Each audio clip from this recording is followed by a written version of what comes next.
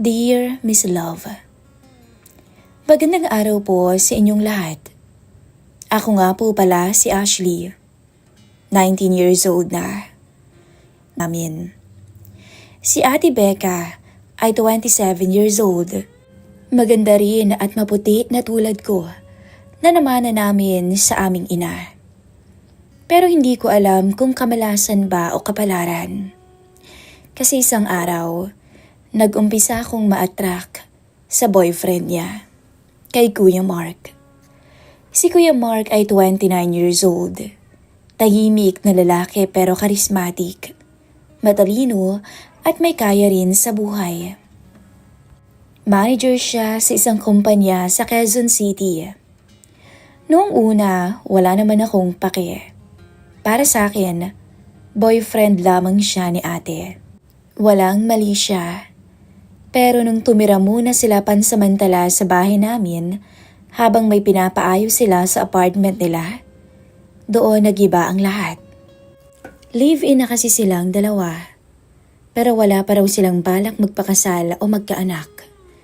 Ine-enjoy lang muna raw nila na magkasama sila at makilala pa ng gusto ang isa't isa. Isang gabi, habang nagluluto ako ng hapunan noon, pumasok si Kuya Mark sa kusina. Nakaputing polo, naka-rolled up sleeves at nakangiti. Wow, marunong ka palang magluto, Ash. Tanong niya habang nakasandal sa pinto. Ngumiti ako sabay sabing, basic lang kuya. Adobo lang to pero mas masarap to sa lahat. Natawa siya. Ganun ba? Baka pwedeng ako ang unang tumikim. Depende. Kung gusto mo talagang matikman ng una, dapat marunong kang maghintay. Sagot ko sabay kindat ng bahagya. Natawa ako sa naging reaksyon niya noon. Nakita ko yung pagkagulat at konting pagngiti sa labi niya bago siya umiwas ng tingin. Lumipas ang mga araw. Naging natural na sa amin ang magbiruan. Minsan habang naghahanda ako ng almusal, nandiyan na siya sa mesa. Nakaupo, hawak ang cellphone, pero madalas akong tinitingnan sa gilid ng mga mata niya. Ash, baka naman may kape ka dyan para sa akin. Siyempre naman, gusto mo ba ng matamis o mapait? Matamis para sweet. Yung katulad mo, sagot niya sabay ngingiti. Sus, bitter ako kuya no? Oy, bakit naman bitter ka? Kasi, alam mo ba yung nanliligaw sa akin? Alaman ko may iba pa palang nililigawan. Naku, alam mo kasi, mas masarap pagmahal yung mas may edad na. Huwag kang maghanap ng kaedad mo lang. Talaga ba? Oo naman. Katulad mo. Katulad ko syempre. Natatawang anito. Isang gabi, si ate ay na-late nang umuwi dahil may overtime daw sa office. Nanunood ako noon sa sala. Nung lumabas si Kuya Mark galing ng banyo. Naka-short lamang to. Hindi ko naiwasang hindi mapatingin. Ang ganda ng katawan niya. Hindi sobrang maskulado pero fit. Ash, gising ka pa? Tanong niya habang lumalapit. Oo kuya, hindi ako makatulog eh. Lumapit siya at umupo.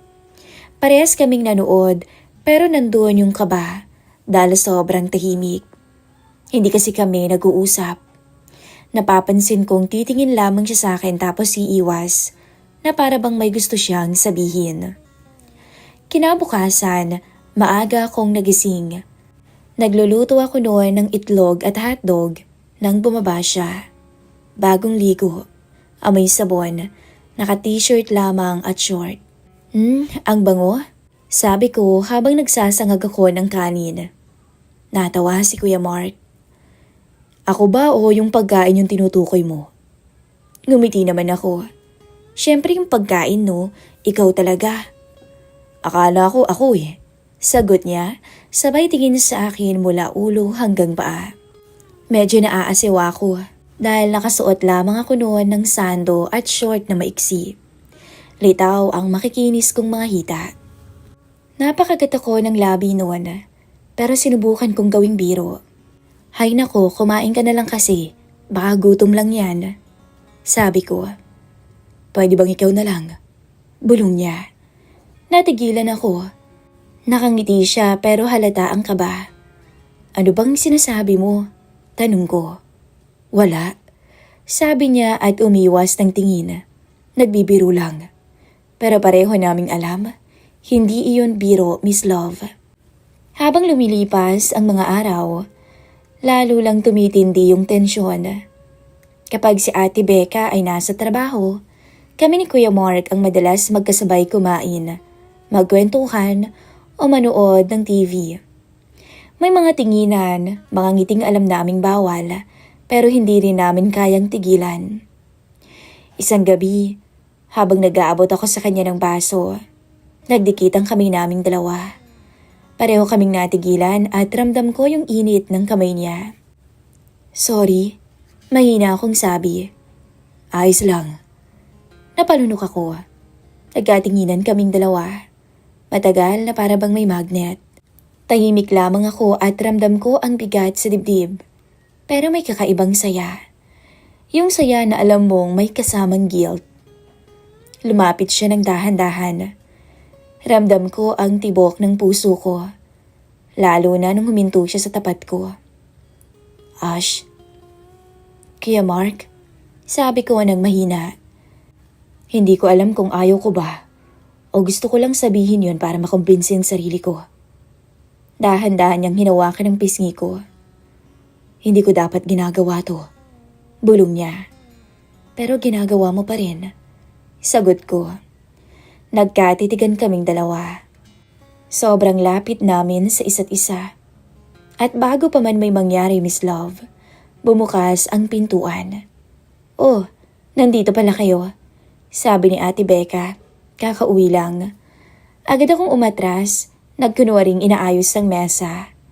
Si Kuya Mark naman, agad umupo at ngumiti kay ate. Oy love, welcome home. Sabi niya na kunwari kalmado. Ginitian siya ni Ate Becca. Walang kaalam-alam. Salamat love. Namiss kita. Pero sa loob-loob ko ako rin.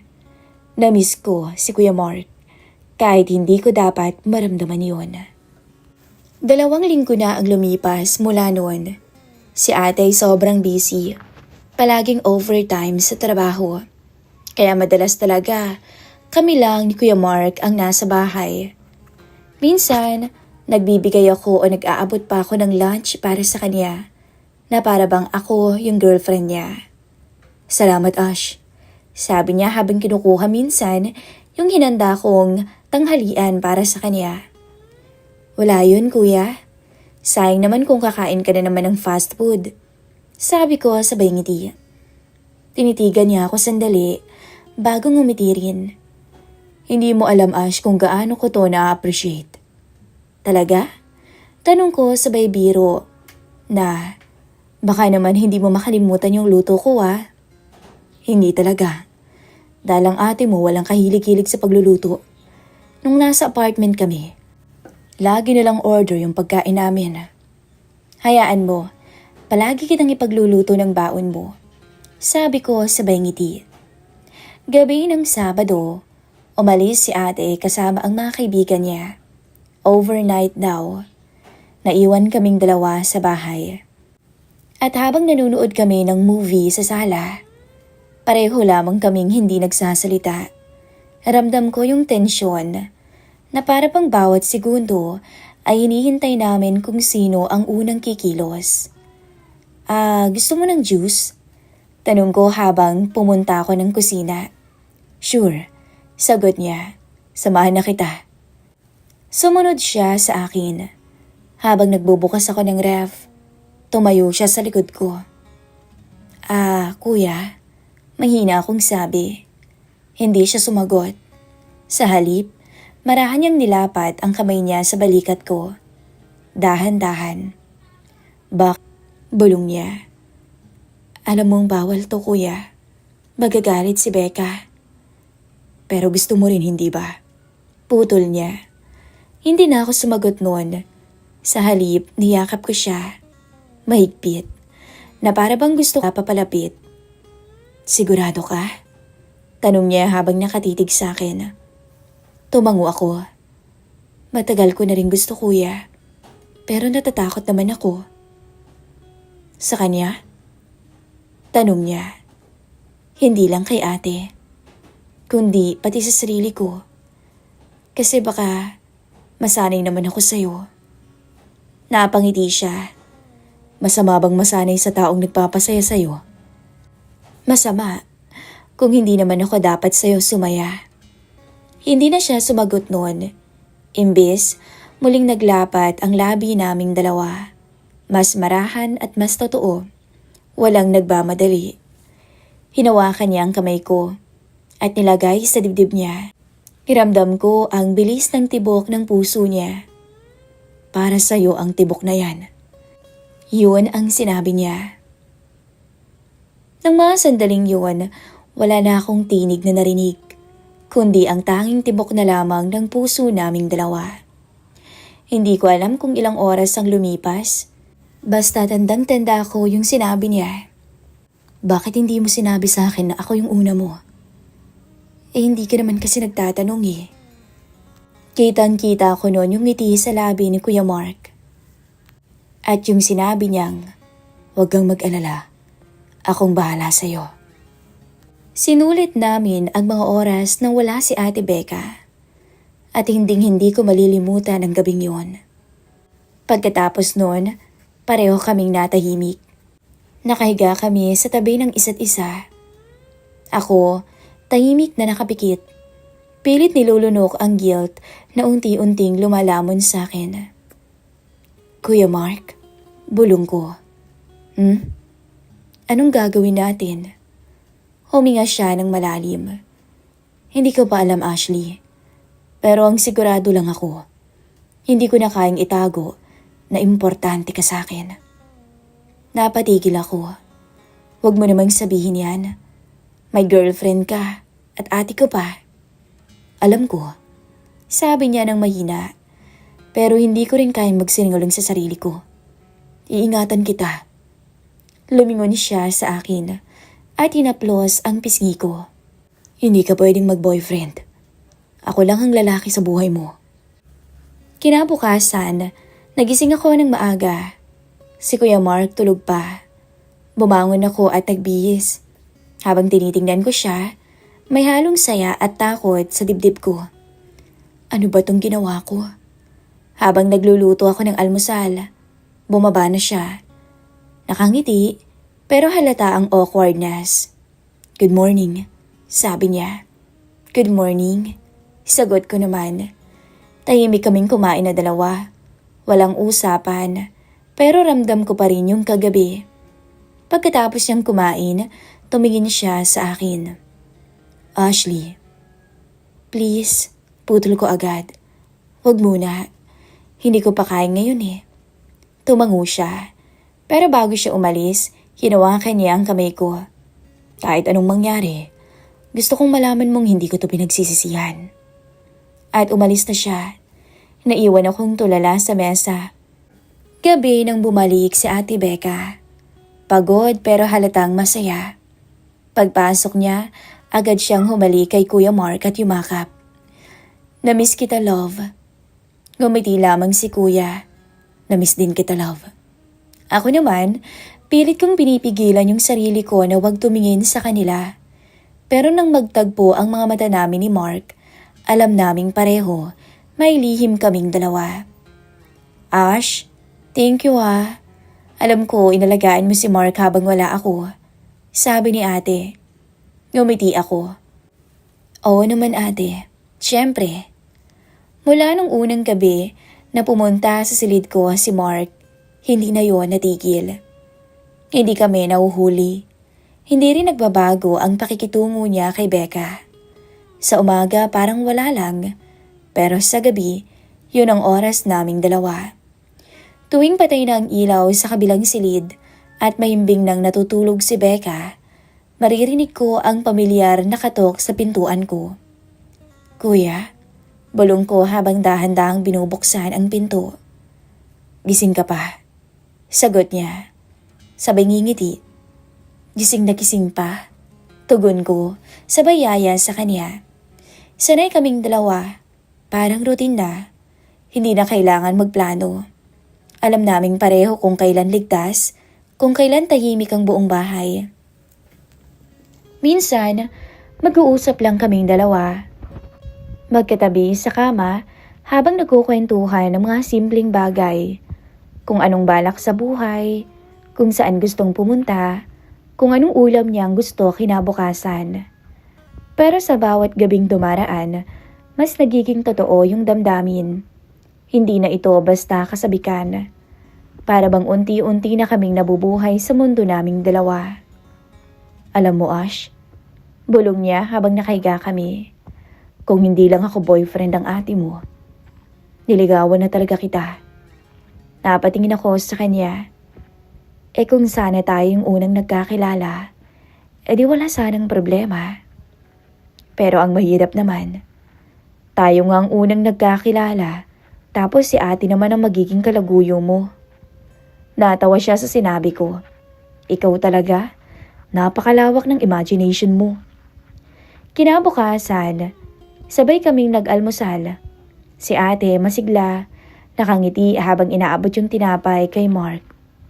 Love, huwag mo palang kalimutan yung meeting mo ha. Paalala pa niya. Oo, love. Sagot ni kuya habang ngumiti rin. Salamat sa kape. Ako naman naglagay ng itlog sa plato ko. Nagkukunwaring abala. Pero habang nagbabanggit siya ng love, marahan niyang sinisiko ang tuhod ko sa ilalim ng mesa. Mabilis lamang, pero sapat para mapahinto ako sandali. Tinapunan ko siya ng tingin. Siya naman, nakangiti habang nagsasali ng gatas para kay Ate Becca. Normal sa paningin ni ate, pero sa amin, lihim na senyales ng mamayang gabi ulit. At gaya ng nakasanayan, tuwing gabi, bumabalik si Mark sa silid ko. Hindi na kailangang tawagin, alam na naming dalawa. Namiss kita. Bulong niya habang dahan-dahang lumalapit. Araw-araw mo naman ako nakikita. Sagot ko sabay tawa. Iba yung umaga, Ash. Sa gabi lang ako nakakaramdam ng totoo. At bakit? Kasi sa gabi, pwede kitang yakapin ng walang tanong.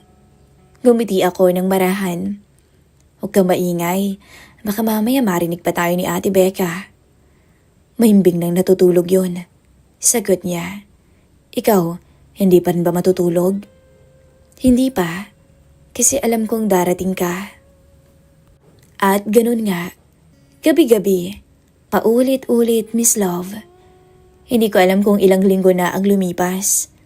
Ang alam ko lang, bawat gabi nakasama ko siya, mas lalong nagiging mahirap magising sa katotohanan. Minsan, habang nakahiga kami, hawak niya yung kamay ko, nakadantay naman ako sa braso niya. Nagtanong ako, hindi ka ba napapagod? Yung ganito yung nangyayari sa atin. Lihim. Siguro, napapagod din. Sagot niya. Pero pag tinitingnan kita, parang wala nang mahirap. Napangiti ako. Baka kasi sanay ka na.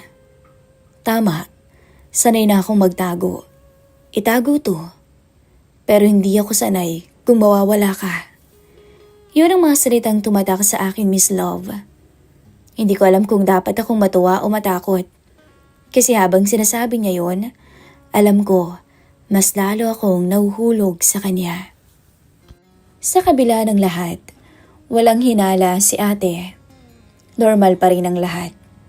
Sabay silang umaalis, sabay minsang kumakain, at sabay ding nag-grocery. Ako, kunwaring busy sa buhay at sa bahay. Pero ang totoo, hinihintay ko lamang ang gabi.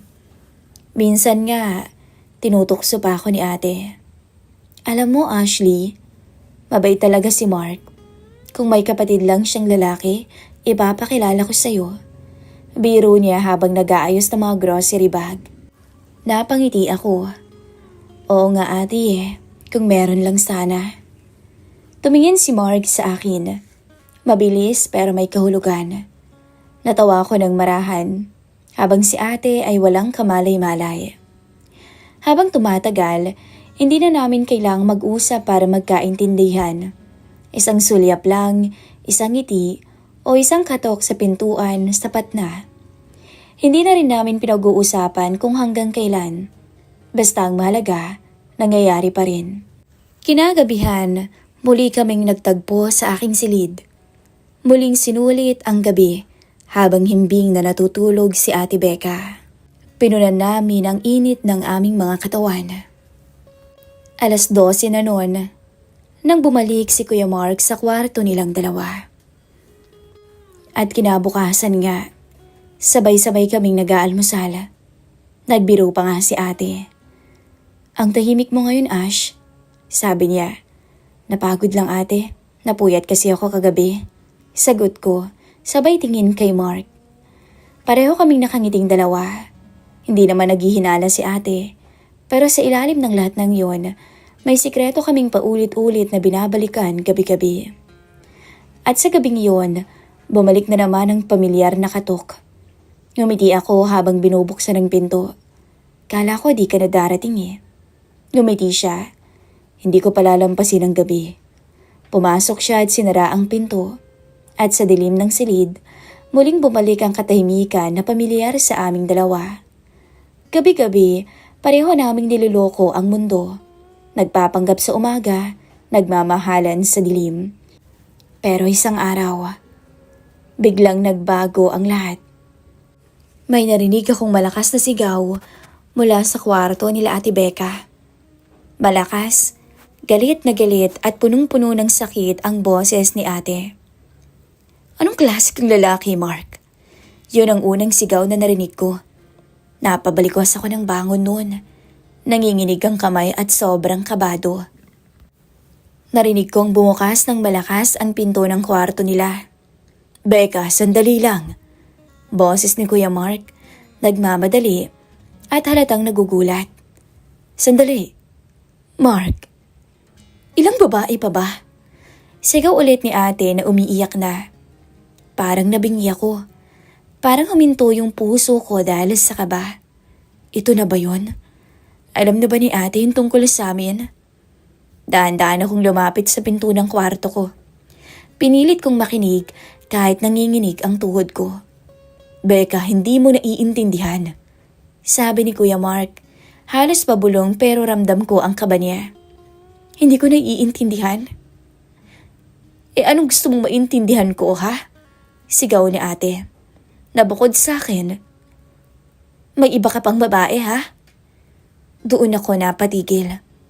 "Iba pa?" "Becca, hindi ko sinadya." "Hindi mo sinadya, Mark?" "Mark, 3 buwan nang buntis yung babae." Sigaw ni ate, sabay hagulgol. Para akong pinagsakloban ng langit at lupa. Hindi ko alam kung maiiyak ba ako o matatawa sa sarili ko. Buntis? So may iba pa pala siya bukod sa akin. Hindi ako lumabas ng kwarto. Nakinig lang ako habang nag-aaway sila sa sala. Ang mga salitang ibang babae, panloloko at buntis, paulit-ulit kong naririnig. At para bang may kutsilyong tumatarak sa puso ko. Ilang sandali pa, narinig kong umalis si Kuya Mark. Bumagsak ang pinto at sumabog ang katahimikan sa bahay. Tahimik, na tanging hikbi lang ni ate ang maririnig. Lumabas ako ng dahan-dahan. Nakita ko siyang nakaupo sa may sofa, umiiyak habang hawak yung cellphone. "Ate," mahina akong sabi. Lumingon siya sa akin. Namamaga ang mga mata. "Ash, alam mo ba?" Kinakabahan ako. "Ang alin, ate?" Pinilit niyang ngumiti, pero bakas ang bigat sa mukha. "Alam mo bang si Mark? May ibang babae. At buntis pa."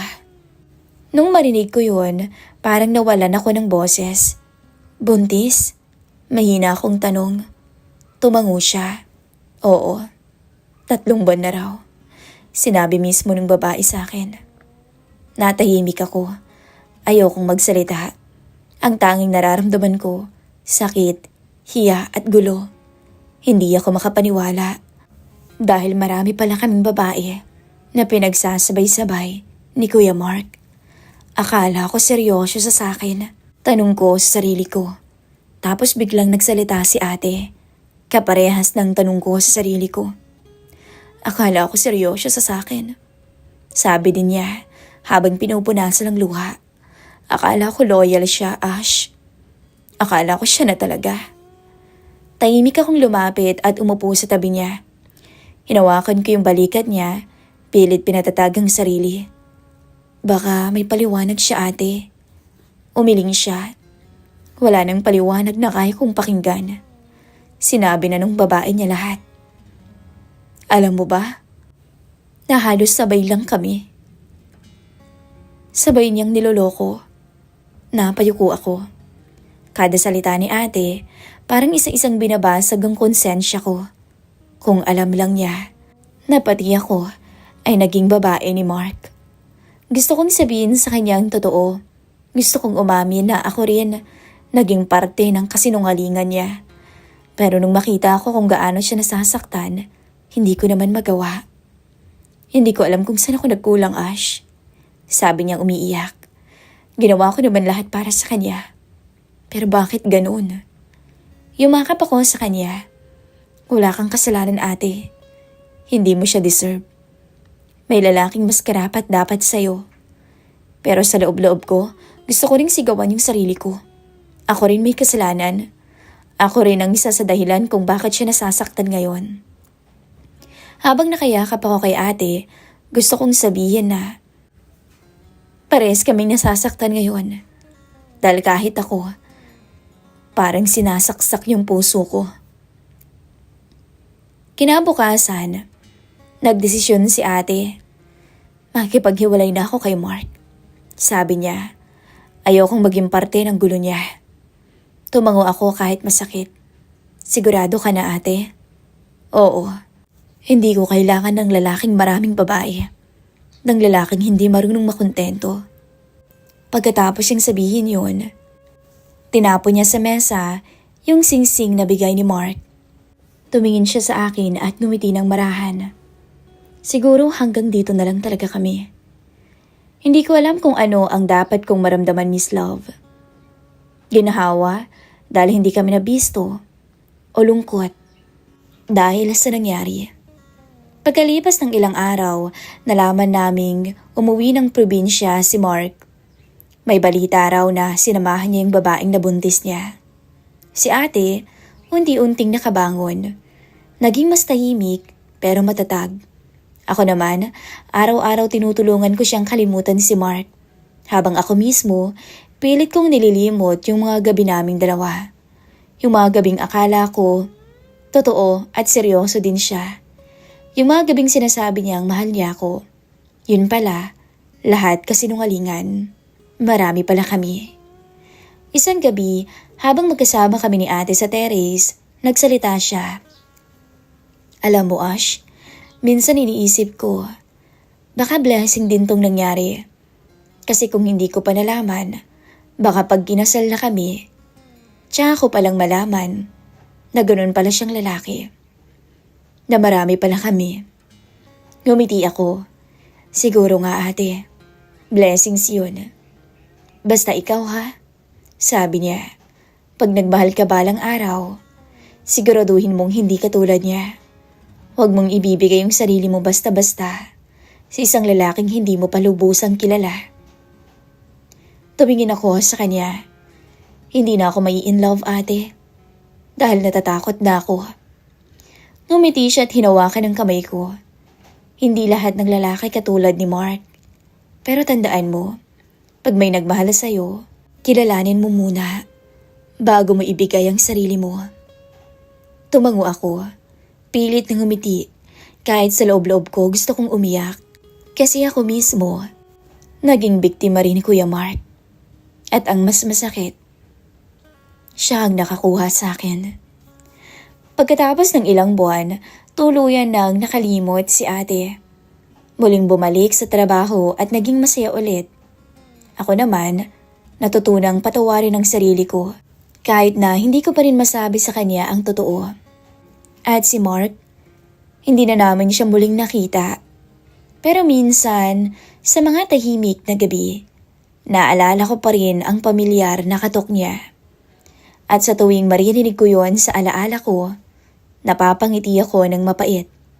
Kasi ngayon alam ko na, hindi ako espesyal. Isa lang ako sa mga babaeng nilaro niya. At sa huli, tama si ate. Ang totoong pagmamahal, hindi naman kailangang itago.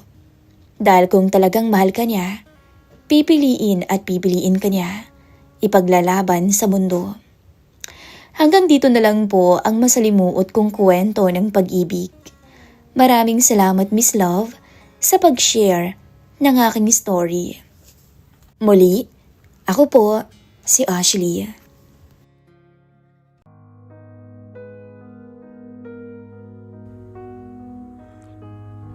Sige Iha, ako nang bahala sa pangangailangan ninyong mag-ina. Pero may isa lang din akong kahilingan. Ikaw din ang bahala sa pangangailangan ko. Alam mo naman siguro ang tinutukoy ko. Payag ka ba? Hindi ka naman nalugi. Hanggat wala pang trabaho si Ariel, ako munang susuporta sa inyo. Pero walang dapat na ibang makaalam. Dahil alam mo naman ang tiyahin ninyo. Baka hindi lang ako ang mapahamak, pati na rin ikaw. Kaya mag-iingat tayo. Darating talaga ang panahon na magkakasala ka. Hindi dahil sa hindi mo na mahal ang iyong asawa, kundi dahil sa kumakalam ninyong sikmura. Kapag nadapa na ang padre di pamilya, ay kailangan ng kumilos ng ilaw ng tahanan. Kahit na sa maling paraan, ay wala ka nang magagawa kapag pera na ang nagdikta. Ito po ang aking kwento at sana'y maging aral ito sa lahat ng nakikinig sa channel na ito. Handa po akong basahin ang inyong mga komento. Masakit man ay akin itong tatanggapin. Isang magandang araw po pala sa lahat ng nakikinig sa estasyong ito. Bago ko po simulan ang aking story, itago niyo na lang po ako sa pangalan ni Erica. 33 years old. Kasal sa aking mister na si Ariel. Hindi niya po tunay na pangalan. May 3 na kaming anak na pare-parehas nang nag-aaral. Senior high school na ang panganay ko. Maaga kasi akong nag-asawa. Kaya hindi ko na natapos ang pag-aaral ko ng high school. Bulakbol kasi akong babae noon. At sakit sa ulo ng mga magulang. Kaya naman hanggat maaari, ay ayokong matulad sa akin ang aking mga anak. Kaya kahit hirap sa buhay, ay itinataguyod namin ang kanilang pag-aaral. Maayos naman ang aming pagsasama at pamumuhay ni Ariel. Napupunan ng aking asawa ang mga pangangailangan namin at gastusin namin sa pang-araw-araw. Pero dumating sa punto na parehas kaming sinubok ng panahon. Parehas kaming nagtaksil sa isa't isa dahil na rin sa kinailangan namin ng pera. Nang mawalan ito ng trabaho, ay nagawa kong pumatol sa tiyuhin niyang matanda na. Kapalit ng pera ay ang aking dignidad bilang babae. Hanggang sa nalaman ko na pumapatol rin pala ang mister ko sa babaeng may edad na. Kapalit rin ang pang-araw-araw naming pagkain. Iisipin mo pa bang mali ang iyong ginagawa kung pare-parehas na kayong nagugutom? Parehas lang kaming hindi nakapagtapos ng pag-aaral ng aking mister. Kaya't nang mawalan siya ng trabaho, ay nawalan na rin to ng ganang mabuhay. Isang tagalinis sa hotel ang aking mister. Ako naman ay isang may bahay lang at paminsan-minsan ay rumarakit rin para makatulong sa kanya. Kung minsan nga ay pinasok ko na rin ang paglalabandera, pagpaplansya sa isang mayamang incheck sa aming lugar. Ayoko talaga kasing maging pabigat sa aking asawa. Gusto ko pa rin siyang tulungan hanggat maaari, lalo't lumalaki na ang gastos ng aming pamilya. Ang dahilan ko nga ay kung kaya ko namang makatulong, bakit hindi ko gawin? Hindi naman to mabigat para sa akin. Ang mahalaga, marangal at malinis ang kitaang ginagawa ko. Sa umaga pumapasok ang aking mister at sa gabi naman ay nauwi ito. Kaya kami lang rin ang naiiwan sa bahay ng mga anak ko sapagkat wala pa ngayong pasok sa eskwelahan. Bakasyon ang mga bata. Naging ganoon ang daily routine naming mag-asawa at nasanay na kami sa ganung setup. Kapag off naman ito sa trabaho, sa amin ang buong araw at oras niya.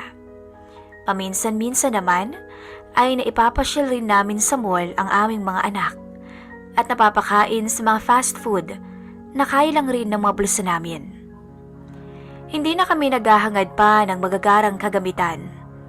Sapat na sa amin na nakakaraos kami sa pang-araw-araw na gastusin sa buhay. Mahirap kasing maghangad ng labis-labis. Ika nga nila, masama ang sobra. At naiintindihan ko naman kung hanggang saan lang ang kaya naming mag-asawa. Ang mahalaga ay nakakakain kami ng 3 o minsan higit pa sa isang araw. May maayos kaming damit at higit sa lahat ay may masisilungan. Ang tinitirhan naming bahay ay galing pa sa yumaong mga magulang ng aking asawa. Mabuti na nga lang at sa aming binigay ni Itay ang lumang bahay na ito na paunti-unti naman naming inaayos na mag-asawa.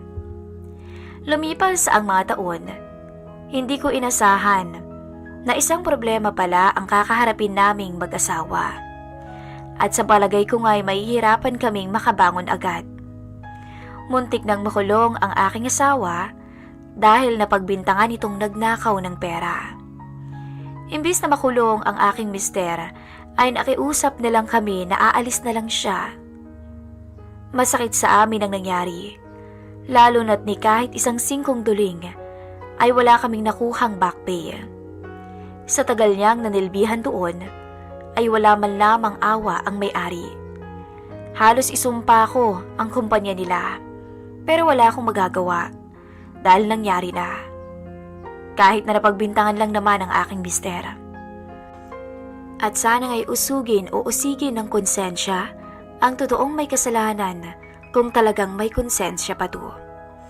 Sa pagkawala niya sa trabaho, halos maloka-loka ko kung saan ko huhugutin ang lahat ng gasto sa aming bahay. Samahan pa ang paparating na pasukan ng mga bata. Problemado ko at hirap na hirap. Ang matrikula ng panganay naming anak at mga gamit naman sa school ng pangalawa at bunso. Hindi ko na alam ang gagawin ko noon. Matapos kasing matanggal sa trabaho ang aking asawang si Ariel. Para tong nawala ng direksyon sa buhay. Umabot pa nga na halos hindi na rin to umuuwi. Nalabis kong pinagtataka. Ang natirang pera nito mula sa naipong sahod niya noon ay ginagastos niya para sa alak. Kaya naman imbis na makatulong siya, ay lalo itong naging pabigat at pasanin. Gusto kong magtanong dito, kaya lang ay umaabot kami sa pagtatalong dalawa. Nahihirapan ako sa sitwasyon na meron kami at araw-araw akong problemado kung saan ba ako kukuha ng pera para pangkain namin. May mga araw pa na nagugutom na rin ako, pero inuuna ko munang kumain ang aking mga anak bago ako. Hindi na rin kasi ako makapaglabada sa bahay ng incheck dahil napagselosa naman ako ng asawa nito. Iba kasi ang katawan ko. Hindi naman kasi sa pagmamayabang. Kahit na may edad na ako ay hindi ako tabain. Ang nanay ko raw kasi ay may lahing Espanyol, kaya't maputi at makinis akong babae. Maganda rin ako. Hindi ko naman inaalagaan sa mga sabon o mamahalin at mga skincare ang aking balat. Sadyang likas lamang sa akin ang kaputian at kakinisan. Isang araw ng umagang yun, nang magkaroon kami ng isang bisita. Si Chong Hernan, ang mayamang kamag-anak ng aking asawa. Pinatuloy ko siya sa loob kahit wala rito ang kanyang pamangkin. Tiyo, kayo ho pala. Pasok kayo sa loob. Anong sadya ninyo? Tanong ko dito. Nandito ba si Ariel? Itatanong ko lang sana, baka may kakilala siya na gustong magtrabaho muna sa akin. Tanong nito. Habang sinasabi niya iyon, nakaisip ako ng idea. Ano ho bang trabaho? At anong gagawin? Baka kaya ko naman siyang Hernan. Wala rin kasing trabaho ang asawa ko at wala naman akong ginagawa dito sa bahay. Bueno, magtitinda ka lang naman. Sige, ikaw na lang ang kukunin ko. Gusto ko kasi yung mapagkakatiwalaan. Bukas pumunta ka ng bahay ko at nang mapag-usapan natin ang tungkol sa kasunduan natin. Wika nito. At doon nga natapos ang pag-uusap naming dalawa. Umalis din to kaagad. Kinabukasan, umuwing lasing ang aking asawa. Katulad ng dati ay hindi ko na ito pinuna. At umalis ako para magtungo sa bahay ng matanda. Halos malula ako sa laki ng bahay nito. Ngayon lang kasi ako makakapasok rito. Tuloy ka, iha. Wika nito. At napansin ko agad ang kakaibang tingin nito sa akin. Bagay na hindi ko na lang pinansin pa. Pumasok ako sa loob at naupo. Inilatag niya sa akin ang makasunduan niya. Binasa ko to at agad pinirmahan. Nang hawakan niya ang kamay ko, agad ko tong inalis. Ayokong may makakita sa aming dalawa at baka iba pang isipin, lalo na ang kanyang asawa. Nandito lang naman ako para magtrabaho at wala nang iba pa. Pagkaalis ko sa bahay ng matanda, masayang-masaya akong umuwi ng bahay. Kahit papaano ay makakatulong sa amin ang kikitain ko sa pagtatrabaho. Naabutan ko si Ariel na natutulog pa rin.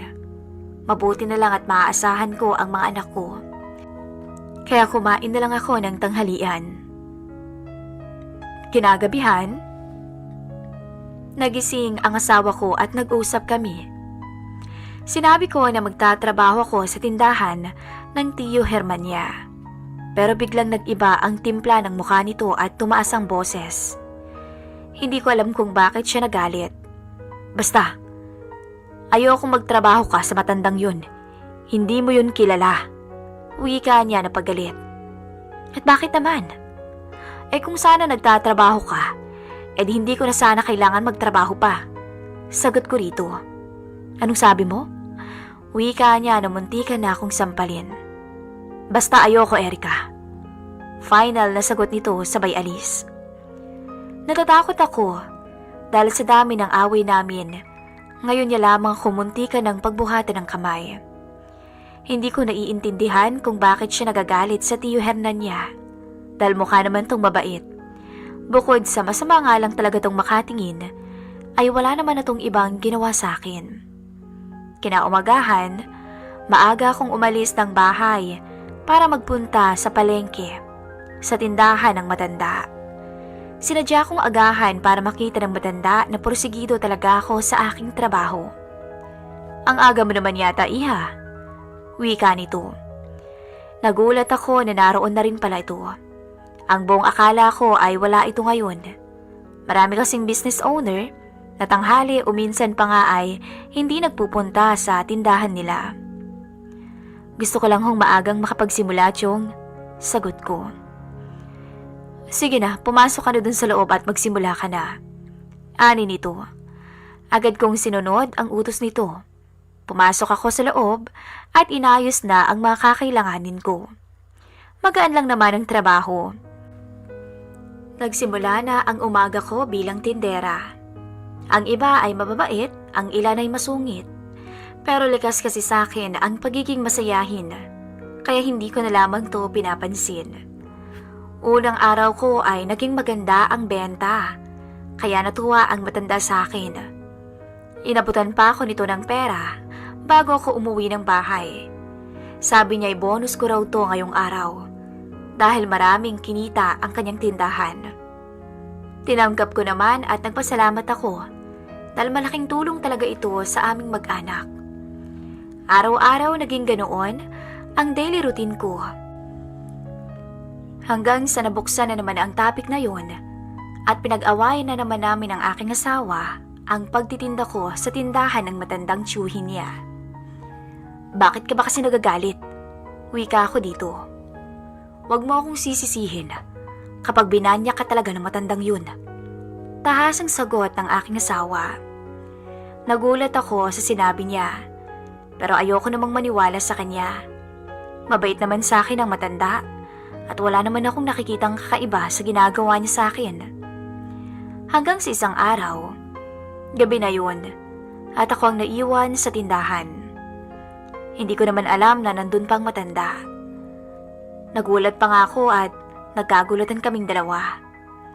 Naamoy ko ang kakaibang amoy ng hininga niya at hindi ako nagkamali. Nakainom siya. Hindi naman siya yung langong-lango. Sapat lang dahil maayos pa rin naman ito ang kausap. Ikaw palang magsasara ngayon, akala ko umuwi ka na. Masama daw ang pakiramdam ng kasama ko eh.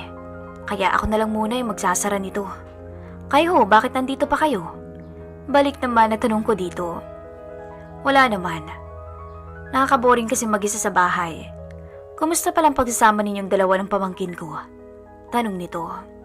At dito na ako nagbahagi ng kwento sa kanya.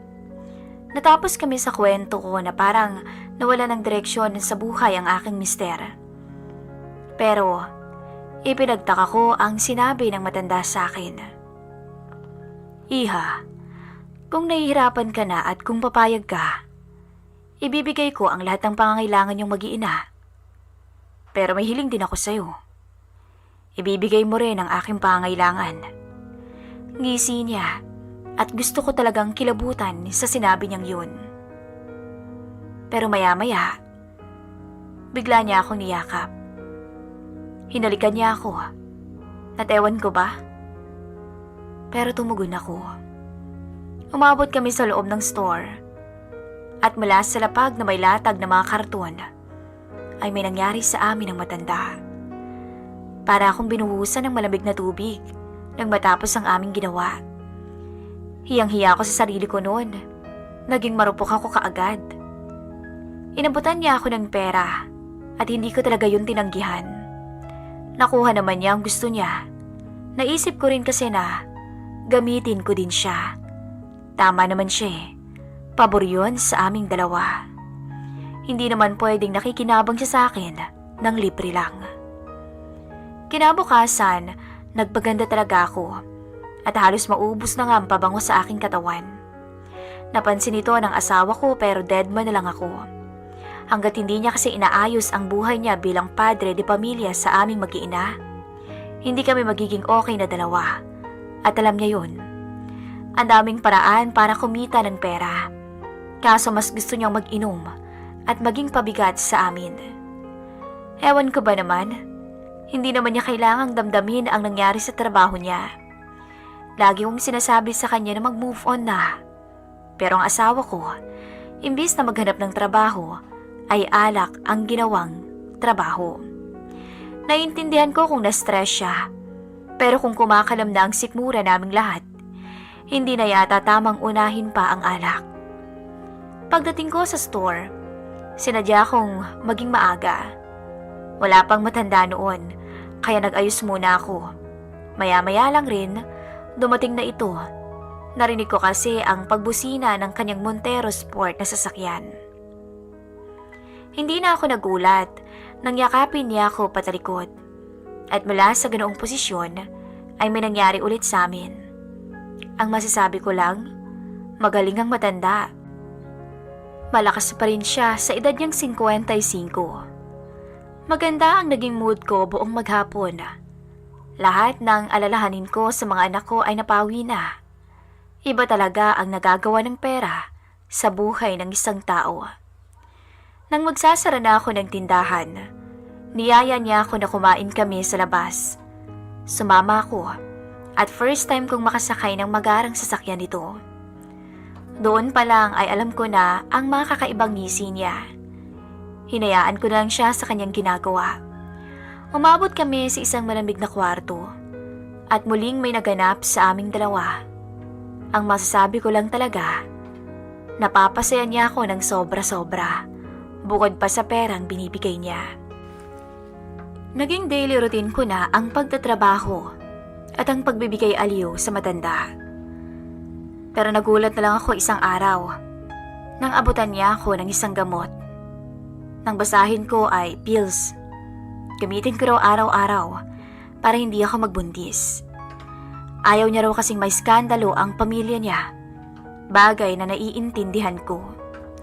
Hindi naman kasi siya biyudo. May asawa siyang tao. Wala naman sa akin yun. Ang mahalaga kasi sa akin ngayon, hindi na ako naghihirapan sa mga gastusin ng aking mga anak. Ayoko rin namang mabuntis sa kanya dahil matitigil ako sigurado sa pagtatrabaho. Isang gabi, kakauwi ko lang ng bahay. Hindi ko pa rin naabutan ang aking asawa. Ano pa bang aasahan ko rito? Hindi na nga rin kami nagtatabi dahil nawala na rin ata ito ng gana. Palagi siyang lango sa alak at halos hindi na yata naliligo. Daig pa niyan taong grasa sa kalye. Lalo pang lumalim ang namagitan sa amin ni Hernan. Niayaw na nga nitong magpatawag ng tiyong sa akin, lalo na kung kaming dalawa lamang daw. Kapag day off ko, imbis na makasama ko ang aking pamilya, ay kami pa rin ang magkasama. At nauuwi kami sa makamundong bagay na hindi ko na nga alam kung makakawala pa ba ako. Aaminin ko na papasaya niya ako at gumagaan ang buhay ko ng dahil sa pera niya. Kaso lang kung minsan, napapaisip na rin ako. Tama pa bang lahat ng ginagawa kong to? Wala na akong tinirang dignidad sa sarili ko. At ang akala ko na kasiyahan ay hindi na matutuldukan pa. Ngunit nagkamali ako. Isang araw, pumasok ako sa store. Wala pa si Hernan noon. Pagdating ng matanda, agad itong humalik sa akin. At nauwi na naman kami sa isang pagpapakasasa. Nang matapos kami, nauna akong lumabas at nakita kong nandun na ang kasama ko. Sinamaan niya ako ng tingin. Pakiramdam ko ang liit-liit ko ng mga oras na yon. At doon ako napaisip, lalo na nung sinabi niya sa akin na, alam kong namamagitan sa inyo ng matanda. Ayaw akong magsumbong sa asawa mong si Ariel. Kaya itigil mo na yan habang maaga pa. Maya ka nga sa balat mo at magkaroon ka naman sana ng delikadesa. Magtiyo pa talagang tinalo mo. Wika nito. Alam kong galit siya sa akin at tama naman siya. Malaking kasalanan at kahihiyan ang ginagawa ko. Kinabukasan, hindi ako pumasok dahil masama ang pakiramdam ko. Nakita ko na bihis ang aking asawa at himala na maaga yata tong naligo. Hindi na ako nagtanong pa rito at hinayaan ko siyang umalis. Kinagabihan, bumalik ito at napakadaming dalang pagkain na labis kong pinagtaka. Masiglang-masigla siya at wala nang bakas ng mukhang taong grasa rito. Kumain kami ng sabay at himala ring hindi kami nag-away. Napag-alaman ko na may trabaho na raw siya at huwag na raw akong bumalik sa tindahan ng matanda. Pumayag naman ako at pinangako naman niya sa akin na gagawin niyang lahat para makabawi sa aming mag-iina. At tinupad nga niya ang pangako niya sa amin. Gabi-gabi na siyang nagdadala ng ulam namin at nag-aabot na rin siya ng pera sa akin kahit papaano. Hindi ako nagtatanong kung saan siya nagtatrabaho. Hinayaan ko siya na magkwento sa akin. Kaso ilang linggo na at umabot na nga sa buwan. Hindi ko pa rin nalaman ang trabaho ng aking mister. Hindi na ako bumalik pa sa tindahan ng matanda at tuluyan ko na siyang iniwasan. Natakot kasi ako sa banta ng aking kasamahan. Alam kong magiging okay na ang pamilya ko. Pero nagkamali pa yata ako talaga. Dahil dumating na ang tinatawag nilang karma. Napag-alaman ko na niloloko rin pala ako ng aking asawa. Isang matandang babae ang pinagtatrabahuhan niya. Masakit, pero wala naman akong magawa dahil parehas lang naman kami. Hindi ko pinaalam sa kanya na nalaman ko ang ginagawa niya. Kagaya ko, gusto ko rin siyang matauhan at makita niya ang kahalagahan ng isang pamilya. Nalaman ko kasi isang gabi nung tulog na siya at hindi ko talaga sinadyang mabasa ang message ng pangalang Girlie. Naintriga ako at halos masuka ako sa mga nabasa ko. Gusto ko siyang sampalin noon, kaso mahimbing ang tulog niya. Impit akong umiyak at nanalangin. Masakit pala. Masakit pala ang ginawa ko sa aking asawa. Ngayon ko naramdaman ang lahat. Humiga ako at niyakap ko na lang to. Nagkibit balikat at para bang wala akong natuklasan. Kinabukasan, isang tawag ang natanggap ko mula sa probinsya namin sa Bicol. Pinapauwi na ako ng mama ko at namamaalam na. Gusto niyang maghati-hati kaming tatlong magkakapatid sa lupaing may iwan niya. Nahihiya ako dahil ako ang bunso, pero ako pa tong walang natapos dahil maagang nag-asawa. Matigas kasi ang ulo ko noon at bulakbol. Lumayas ako sa amin at nagpagala-gala sa ibang lugar kung saan ko nga nakilala si Ariel. Sinamahan ako ng buong pamilya ko roon. Hindi pumayag ang mister ko na mag-isa akong umuwi. Ngayon lang rin nila makikita ang aking asawa at mga anak ng personal. Matagal-tagal kasi akong hindi nagparamdam sa kanila dahil na rin sa labis na kahihiyan. Noong nabubuhay pa kasi ang aking ama, isa itong barangay captain sa barangay namin. At ako naman ay pasaway at laging napapasama sa mga trouble. At nakuha ko nga ang share ko bago mawala ang nanay ko. Malaki-laki rin ang lupain nito na hinati sa aming tatlong magkakapatid. Binenta ko ang share ko at umabot naman yun sa malaking halaga na magagamit namin para sa aming pagsisimula. Lumipat kami ng bagong bahay na tama lang sa aming mag-anak. At ang iba naman ay ginawa naming puhunan sa negosyo. Masaya pala ang buhay na tahimik at may pagkakaisa ang pamilya. Lalo na kaming mag-asawa. Hindi na kami nag-aaway. Parehas man kaming nadapa at nalugmok. Ang mahalaga ay natuto kaming bumangon at tanggapin ang lahat-lahat. Inamin ko sa kanya ang nagawa ko at inamin niya rin naman sa akin ang ginawa niya. Nagkapatawaran kaming dalawa at nangako kami na ayusin na namin ang aming buhay para na lang sa mga anak namin. Hanggang dito na lamang po ang aking istorya. Lubos na gumagalang, Erica.